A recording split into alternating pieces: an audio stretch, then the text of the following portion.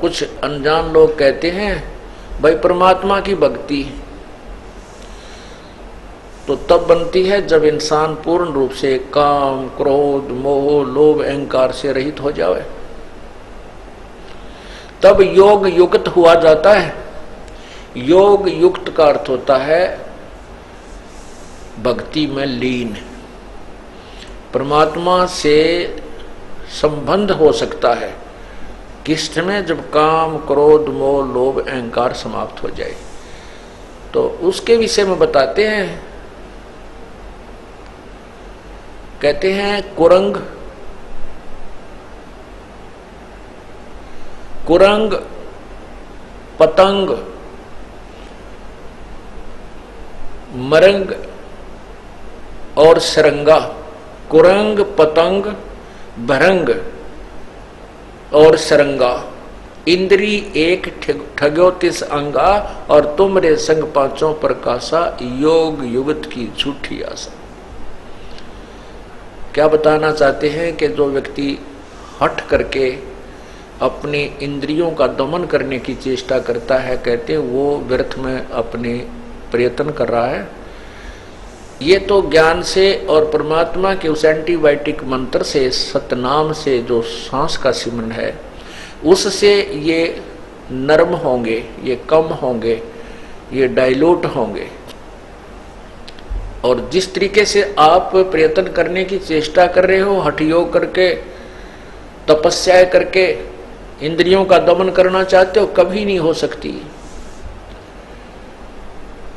विकार मरे मत जानियो जो भूपड़ में आग,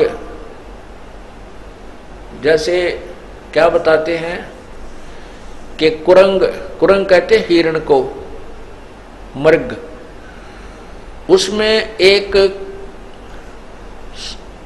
कान का विषय होता है, अर्थात वो सुरीली आवाज के ऊपर आसक्त हो जाता है।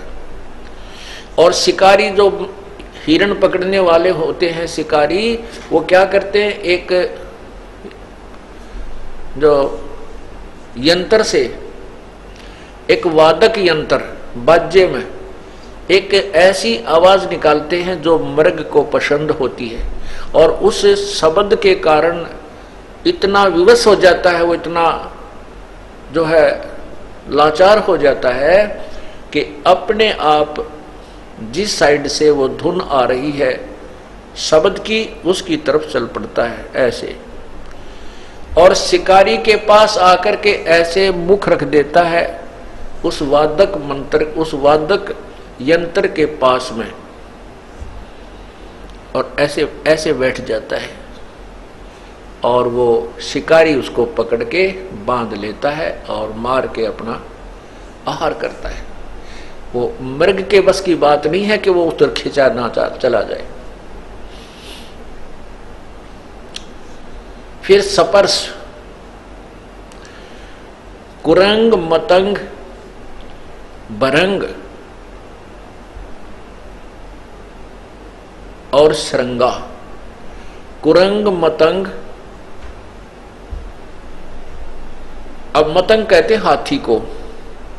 हाथी के अंदर सपर्श अर्थात काम वासना, रजोगुण अत्यधिक होता है, और हाथी पकड़ने वाले क्या करते हैं, एक हथनी को ट्रेंड कर लेते हैं, और एक जंगल में एक गड्ढा, लंबा चौड़ा गड्ढा खोद देते हैं, उसके ऊपर छत देते थे पतली पतली लकड़ियों की, और उसके ऊपर घास, उसके ऊपर फूस डाल करके, मिट्टी डाल करके और घास डाल देते हैं। ऐसा कर देते हैं जैसे अलग से पहचान नजर नहीं आती कि यहाँ कोई गड्ढा है, उस पर छत दी हुई। और उस ट्रेंड की हुई, उस प्रशिक्षित हथनी को हाथियों के झुंड में छोड़ दिया जाता है। वो सीधी ट्रेंड होती है, सीधी वहां पहुंच जाती है, और वहां हाथियों से स्पर्श करती है, अर्थात उनके शरीर से शरीर अपना टच करती है, उनको वासना के लिए प्रेरित कर देती है। और जब हाथी उसकी तरफ चलते हैं तो वो आगे आगे भाग लेती है। हाथियों के 4, 5, 6, 7, 8 जितने भी होते हैं वो उसके पीछे पीछे चल पड़ते हैं। वो हथनी सीधी उस साइड में आती है जहां से वो गई थी अपने पैरों पद चिन्हों के साथ साथ, और वो सीधी आती है, हाथी उसके पीछे भाग रहे होते हैं। वो ट्रेंड होती है कि वो एक बार उस गड्ढे से थोड़ा सा उल्टा होकर के ऐसे घूमती है, फिर दूर से हटके फिर उसी साइड पर भाग लेती है। तो हाथी इधर ना जाकर के सीधे ही उसके पीछे उस वासना वसंधे होकर के दौड़ते हैं, और वो गड्ढे में गद्दाए गद 4-5 कट्ठे फिट हो जाते हैं उसमें, और फिर वो चिंगाड़ मार मार कर रोते हैं गड्ढे में गिर जाने के उपरांत। और जब वो बिल्कुल चिल्ला चिल्लू के, फिर वो बाकी हाथी भाग जाते हैं डर के, तो वो वहां चिल्ला चिल्लू के अपना नितान खूब बिल्कुल सेट हो जाते हैं। जब उनको ऊपर बैठ के वो हाथी पकड़ने वाले अंकुश ठोकते हैं बुरी तरह, उनको बिल्कुल वहीं से सेट करके जब बाहर निकालते हैं, आगे गड्ढा खोद करके बाहर निकाल लिया जाता है। और फिर क्या करते हैं, उन हाथियों को गांव गांव में शहर शहर में ले जाकर उसको एक अपना जो है ना सवारी बना लेते हैं, और उससे रोजी रोटी कमाते। सारी उम्र के लिए फंस गया, एक वासना के कारण सारी उम्र के लिए परवश हो गया। फिर बताते हैं रूप, शब्द स्पर्श रूप रस गंध।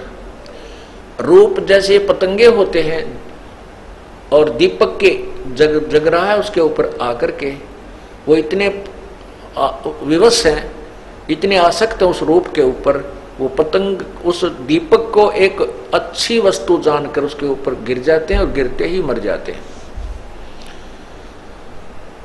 उस रूप के ऊपर आसक्ता उसको कितनी महंगी पड़ी, अपने जीवन से हाथ धो बैठा।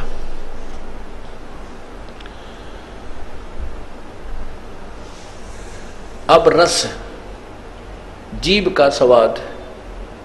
मछली को पकड़ने वाले एक मांस का टुकड़ा एक तार के लोहे के हुक में डालकर कांटे में और रस्सी बांध करके जल में छोड़ देते हैं, और मछली आती है उस मांस के टुकड़े को खाने के लिए मुंह उसमें डालती है, वो झटका दे देता है, उसके वो हुक मछली के मुंह में फंस जाता है, उसको बाहर पटक देता है। अब उस जीव के रस के प्राप्ति के लिए उसने अपनी मछली ने अपनी जीवन बर्बाद कर लिया। वो बाहर आते ही मर गई और शिकारी का आहार बनी।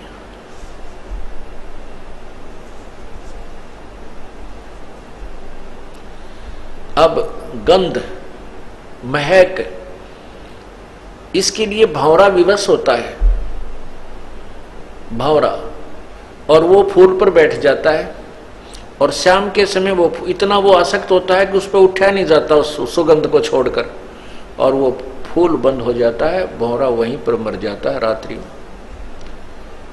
कहते हैं शब्द स्पर्श रूप रस गंध। क्या बताते हैं कि कुरंग मतंग पतंग भरंग और सरंगा है,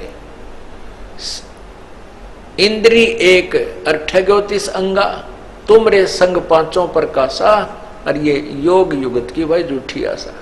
ये तुम्हारी बनावटी बातें, तुम्हारे साथ तो ये पांचों विकार इकट्ठे ला रखे, और उनमें एक एक विकार के कारण उन प्राणियों की जान चली गई, वो नहीं हट सके, उनको नहीं त्याग सके, वो इतने विवश हैं, और आपके साथ तो काल ने पांचों जोड़ दिए। ये योग युगत की झूठी आशा। कहते हैं विकार मरे मत जानियो जो भूबल में आग, जैसे राख के अंदर अग्नि का अंगार दबा दिया जाता है और ऊपर से वो ऐसी बन जाती है वो राख ऐस कि जैसे ये बिल्कुल गर्म नहीं है और इसमें कोई आग नहीं है। ऐसे हाथ रख कर देख ले तो भी महसूस नहीं होती, ऐसे लगते हैं जैसे ये तो बिल्कुल ठंडा हो गया। और उसने करेड़ के देखा